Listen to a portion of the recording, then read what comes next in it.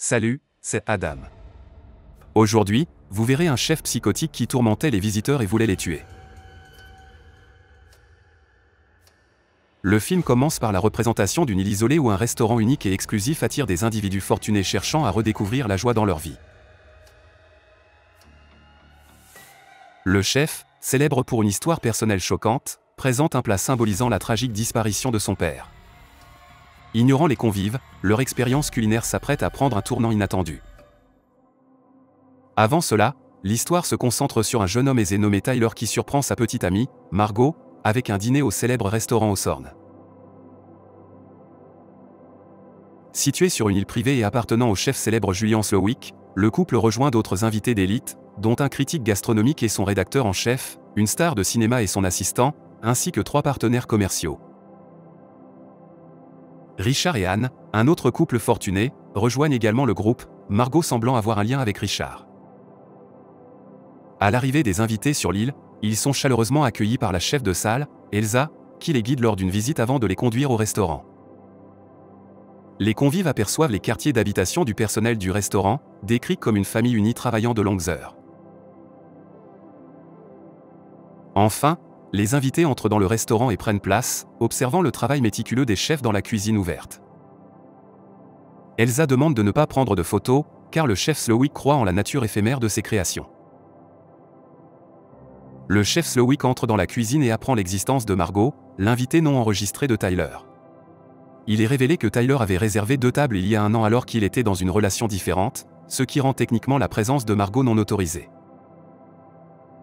Bien qu'il ne soit pas satisfait, Slowik décide de fermer les yeux là-dessus. Pendant ce temps, le repas en 6 plats commence par la présentation du premier plat. Tyler capture secrètement une photo de la délicatesse, mais Margot reste insensible malgré l'émerveillement qu'elle suscite chez les autres.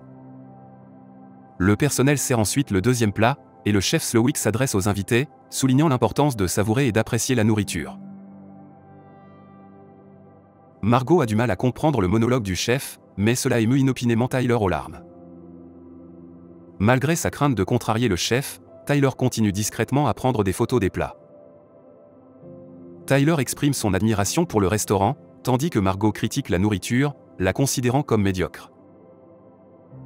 Par la suite, le chef sert de minuscules portions de 5 sauces différentes aux invités mais refuse de fournir du pain, le considérant comme de la nourriture paysanne. Les hommes d'affaires trouvent cela absurde et réclament du pain, utilisant leur connexion aux financiers du restaurant comme moyen de pression. Cependant, Elsa reste inflexible et refuse leur demande, affirmant qu'ils doivent manger ce qui est servi. Pendant ce temps, Margot désapprouve le concept de dîner et refuse de manger.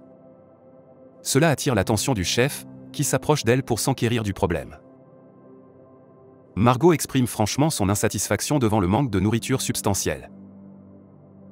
Dans un tournant maladroit des événements, le chef s'approche ensuite d'une femme plus âgée dînant seule, révélant qu'il s'agit de sa mère. Simultanément, Margot devient de plus en plus obsédée par Richard, un homme fortuné à la table. Sa femme, Anna, devient suspicieuse, mais Richard dissipe rapidement ses inquiétudes. Le chef présente ensuite le prochain plat nommé mémoire. Il raconte un incident bouleversant de son passé, décrivant une altercation ivre entre ses parents. La situation s'aggrave, conduisant le père de Slowik à tenter d'étrangler sa mère avec un cordon de téléphone. Le jeune Slowik intervient juste à temps, défendant sa mère en poignardant son père dans la cuisse avec des ciseaux. Bien que les invités trouvent l'histoire dérangeante, ils la considèrent peut-être comme fictive. Par la suite, les invités se voient servir de la viande fumée et des tacos. À leur surprise, chaque taco porte une image imprimée qui déclenche des souvenirs puissants. Les tacos de la critique gastronomique présentent des images des restaurants qu'elle a critiqués, tandis que ceux de l'acteur de cinéma montrent son plus gros échec. De même, les tacos des hommes d'affaires contiennent des détails sur leurs comptes bancaires illicites. Choqués et alarmés, ils appellent immédiatement Elsa et exigent des explications sur la source de ces informations, menaçant même de fermer le restaurant. Cependant, Elsa refuse de divulguer des informations et s'en va. Pendant ce temps, les tacos d'Anna affichent des photos de Richard avec une jeune femme non identifiée, ce qui la pousse à demander des explications. Richard prétend ignorer la signification de ces photos. Le taco de Tyler le représente en train de photographier secrètement la nourriture de Slowik plus tôt, ce qui le fait paniquer et envisager de s'excuser auprès du chef. Cependant, Margot est furieuse que Slowick se comporte de cette manière et insiste pour renvoyer la nourriture en cuisine. Tyler intervient grossièrement, affirmant son autorité en tant que payeur du dîner. Margot est contrariée par sa réponse et s'éloigne. Dans les toilettes, Slowick rencontre Margot et questionne à nouveau sa présence, affirmant qu'elle n'aurait pas dû être là ce soir-là. Plus tard, Margot retourne à sa place, et Slowick présente son protégé, Jeremy, qui aurait apparemment créé le plat suivant. Après avoir brièvement félicité Jeremy, Slowick change brusquement de ton et commence à parler grossièrement. Il prétend que Jeremy ne pourra jamais devenir un grand chef car il ne désire qu'être un sous-chef. Choquant tout le monde, Jeremy commet un acte choquant qui laisse tout le monde horrifié, mais Slowick le minimise en le considérant comme une partie du spectacle.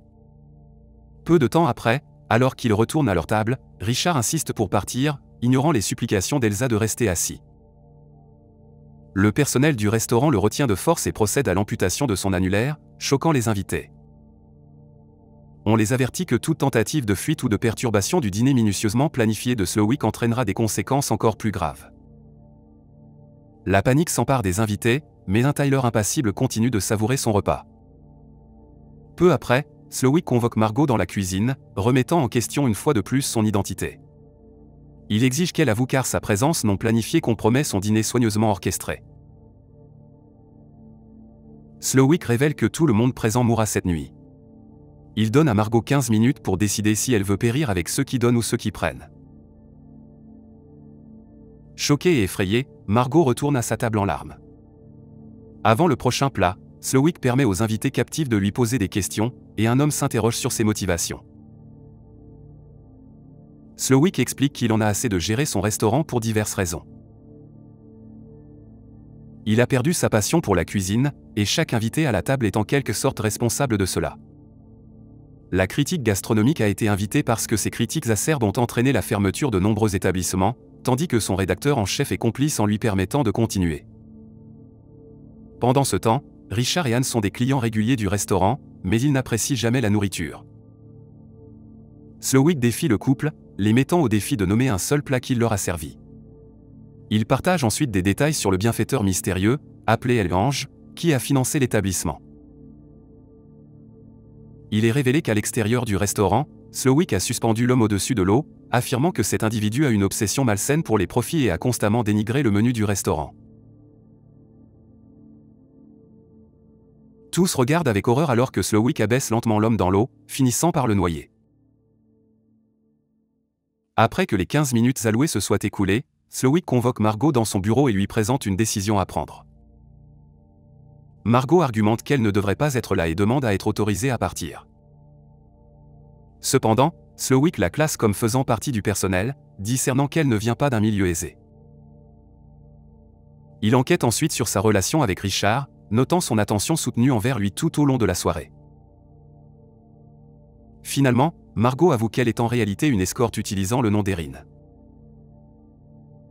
Richard était un ancien client qu'il avait généreusement indemnisé par le passé. En apprenant cela, Slowick compatit avec Margot et évoque ses propres expériences avec des clients difficiles. Il révèle que sa passion pour la cuisine a diminué et qu'il ne possède plus le même enthousiasme. Avant de présenter le plat suivant, le chef Slowick appelle Tyler à expliquer sa présence. Étonnamment, Tyler admet qu'il attendait avec impatience un repas au restaurant depuis des mois et qu'il a saisi l'occasion même après avoir été informé à l'avance que tout le monde mourrait. Tyler révèle également qu'il avait engagé Erin pour l'accompagner car il avait réservé une table pour deux, et sans compagnon, sa réservation aurait été annulée. Erin est furieuse de cette révélation et lance une attaque, rapidement maîtrisée par l'intervention du personnel. Plus tard, Slowick convoque Erin dans son bureau et lui demande son aide pour préparer le dernier plat, le dessert. Comme première tâche, il lui demande de récupérer un tonneau de la fumoir, ce à quoi elle accepte à contre-séure. Pendant ce temps, la star de cinéma se lève de sa chaise et demande une explication pour sa punition. Slowick révèle qu'il a regardé le film de l'acteur, Calling Dr. Sunshine, et l'a détesté. Il explique qu'il l'avait vu il y a des années un dimanche chargé, et que le film avait complètement gâché son humeur. Slowick révèle que le souvenir du visage de l'acteur dans ce film le hante depuis. Ailleurs, au lieu d'aller à la fumoir comme il lui avait été demandé, Erin pénètre dans la maison de Slowick et découvre une pièce verrouillée. Tentant de l'ouvrir, elle est interrompue par Elsa, qui la confronte avec un couteau. Une lutte s'ensuit, aboutissant à la mort accidentelle d'Elsa par Erin. Bien que horrifiée par l'incident, Erin reprend son sang-froid et utilise les clés d'Elsa pour entrer dans la pièce de Slowick. À l'intérieur, elle découvre des photographies et des articles de journaux mettant en avant les réalisations et les louanges de Slowick au fil des ans. La plupart des photos capturent sa tristesse et sa colère, à l'exception d'une de ses jours d'adolescence quand il travaillait dans une chaîne de restauration rapide et avait remporté le titre d'employé du mois. Remarquant une radio dans la pièce, Erin saisit l'occasion de contacter la garde côtière et de les alerter sur la situation. Elle retourne ensuite au restaurant avec le tonneau. Slowick fait asseoir à nouveau Erin et explique qu'il organise toute cette épreuve parce qu'être un chef devrait impliquer de servir une cuisine exceptionnelle, mais les gens recherchent plutôt une expérience. Par conséquent, de nombreux chefs compromettent leur amour de la cuisine et cèdent à la pression, reléguant leur art culinaire au second plan. Bientôt, un officier de la garde côtière arrive, et Slowick met en garde tout le monde contre le fait de révéler la vérité à l'officier. L'officier informe Slowick d'une plainte concernant plusieurs meurtres sur les lieux. Cependant, Slowick rassure habilement l'officier en lui disant que tout est sous contrôle. L'officier reconnaît la star de cinéma parmi les invités et demande un autographe, créant ainsi une opportunité pour les invités de confier les vrais événements à l'officier.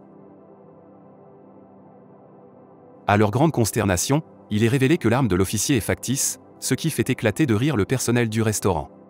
Slowick révèle que l'officier est en réalité l'un de ses chefs déguisés en garde côtière et reconnaît qu'il sait qu'Erin a tenté de chercher de l'aide.